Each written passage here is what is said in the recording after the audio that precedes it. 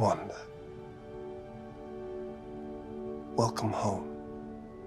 With the finale in sight and the big Agatha Harkness reveal dropped at the end of its last chapter, you'd expect WandaVision to ramp up the pace for its penultimate episode. Instead, it does the very opposite. Episode 8 is an exercise in taking stock. It's a series of flashbacks that feel akin to pre-flight checks, ensuring the audience is fully informed before heading into the show's final takeoff. There are a few fun twists to be found, as well as some emotional value, but for anyone fully invested in both WandaVision and the MCU, it feels like the brakes have been applied when it should have been the accelerator.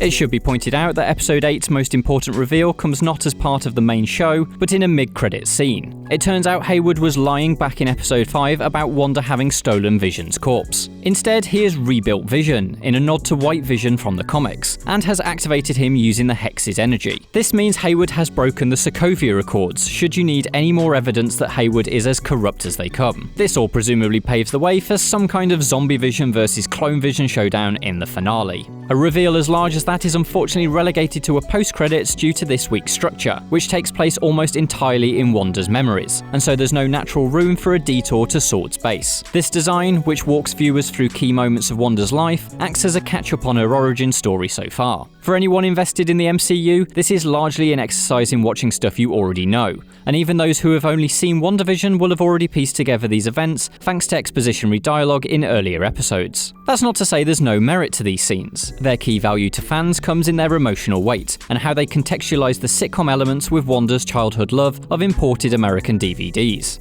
But for much of the episode, it does feel like we're doing revision for our final WandaVision exam, rather than learning a whole lot of new topics. Where we do learn new things is with Agatha Harkness, although it may be that Marvel overstated her impact on the last episode by suggesting it was Agatha all along. Yes, she's definitely been up to no good, but Agatha is almost entirely in the dark about Wanda's power, rather than being the manipulator behind it. This does neatly position her as a sort of investigator for the episode, working as a guide for the audience's thought process as she interrogates Wanda from memory to memory, attempting to discover the root of her power. Power which, by the end of the episode, Agatha has determined is chaos magic. With that discovery, Agatha proclaims Wanda as the Scarlet Witch, suggesting that in the MCU the title is some kind of prophecy or lineage for witches. It's an interesting spin on inserting Wanda's superhero name into the show, and the whole episode helps to establish that this is who she was destined to be from birth, rather than via an experiment. The scene in Hydra's lab, in which Wanda sees a vision of herself within the Mind Stone dressed in the classic Scarlet Witch costume,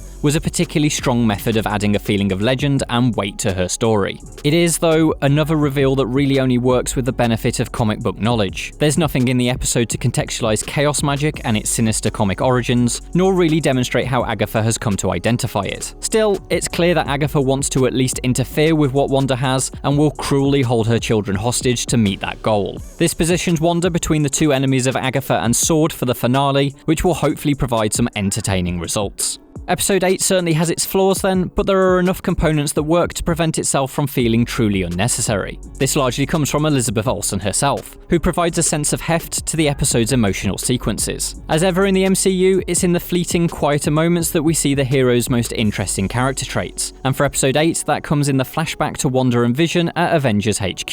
Here we see that it's not just Vision's death that has caused all this grief, but a life of accumulating tragedy that has drowned her. Olsen really conveys Wanda's exhaustion here, and is wonderfully matched by Paul Bettany, who's back in classic Vision mode for a lovely tender moment. Wanda's visit to Sword's headquarters to reclaim Vision also showed a new perspective. Hayward's lies had convinced us that she'd stolen Vision's body in rage, but the truth is much gentler than that. Seeing what Sword had done, Wanda's depression spirals deeper rather than manifests into violence, further emphasizing the sad tragedy of the story. The sequence in which Wanda arrives in Westview for the first time and opens Vision's heart-signed property deed for the land is sure to wrench even the coldest of hearts. Episode 8 is a reminder of the tragedy that sits at the heart of WandaVision. It may be a weird magic hostage drama that manifests as a sitcom, but at its core, the show is an exploration of how immense sadness can destroy a person. While several scenes successfully carry this emotion, much of this episode feels like a recap. But for all but the most casual viewer, much of these revisited moments will already be known or at least pieced together together through the show's gradually unfolding plot. This structure of flashbacks also means any major development of last week's Agatha Harkness reveal is sadly sidelined. However, the focus on Wanda herself does develop and double down on her destiny and the idea of the Scarlet Witch, something the show definitely needed. But with no major twists to alter the pretty straight course that the show has been on since episode 1, it does feel like WandaVision has only delayed the start of its big finale with this week's chapter.